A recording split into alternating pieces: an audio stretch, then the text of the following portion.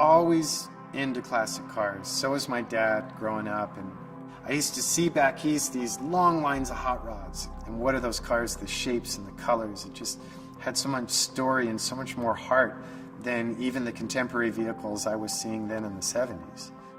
All my artistic focus sort of converged in automotive because all the aspects of everything else that I've always enjoyed artistically, they all come together in chorus in transportation. So when Ford reached out to us and asked if we'd be interested in building a singular icon, Bronco, we jumped at the opportunity and actually decided to do all the engineering to make it our next new model.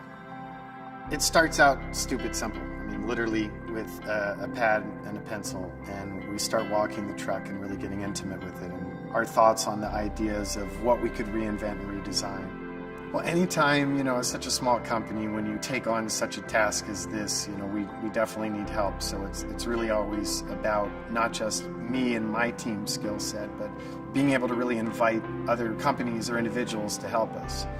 Nike had vowed their support for us and said, on your next big R&D effort, give us a call, let us know, we'd like to participate.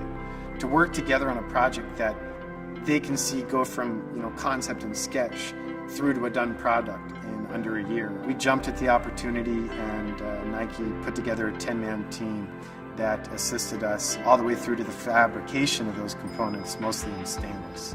With our FJ and our CJ, we're able to have the bodies manufactured in aluminum brand new. So that gives us a lot more control over the process and all the changes in ergonomics. A unique challenge with the Bronco, though, is that we literally are buying premium condition, original, uncut vintage Broncos. And we bring them in and we liberate the body assembly from the original chassis. But we reuse all of the sheet metal of the vehicle and then add to that a high-end restoration of a vintage body. The range of appeal excites me.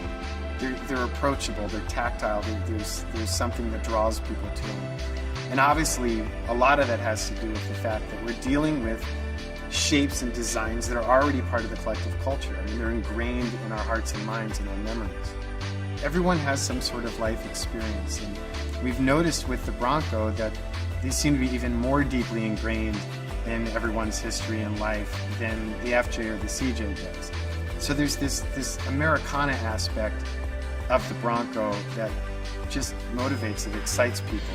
We want to build stuff we're proud of. We want to build vehicles that we really see will last for decades. A revival of a classic industrial design that's just so missing from modern high-volume transportation. Design inspiration is really everywhere. There's so many interesting resources that just ripe to be rethought and revisited and reapplied. This is a passion-driven company, and I think the Bronco, the processes that we go through in creating it are pretty intensive, because you have the restoration as well as the re-engineering and the redesign all put together in this monstrous package. So it's definitely a labor of love.